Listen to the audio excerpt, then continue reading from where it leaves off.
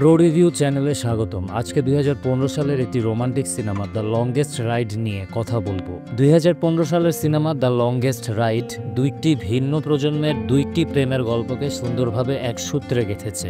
একদিকে আমরা দেখতে পাই তরুণী সোফিয়া ডানকো এবং পেশাদার বুল রাইডার লুক কলিন্সের মিষ্টি প্রেমের শুরু, যেখানে তাদের স্বপ্ন এবং জীবনের লক্ষ্য ভিন্ন হওয়া সত্ত্বেও তারা একে অপরের প্রতি আকৃষ্ট হয়। অন্যদিকে ফ্ল্যাশব্যাকের মাধ্যমে আমরা ইরা এবং রুথের গভীর ও ত্যাগপূর্ণ ভালোবাসার কাহিনী জানতে পারি, যা বহু বছর আগের একটি প্রেক্ষাপটে তৈরি হয়েছিল। সিনেমার মূল আকর্ষণ হলো এই দুইটি ভিন্ন সময়ের প্রেমের গল্পের মধ্যকার যোগসূত্র।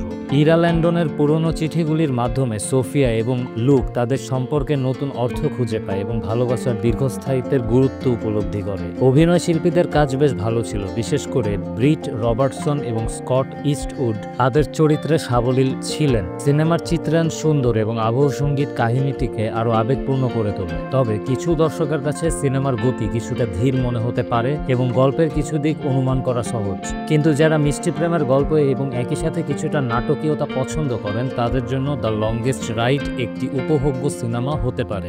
এটি ভালোবাসা, ত্যাগ এবং সময়ের পরীক্ষায় উত্তীর্ণ সম্পর্কের একটি সুন্দর চিত্রায়ন। এক কথায় সিনেমাটি আপনাকে পুরনো দিনের ভালোবাসার অনুভূতি এবং বর্তমানের সম্পর্কের জটিলতা নিয়ে ভাবতে বাধ্য করবে।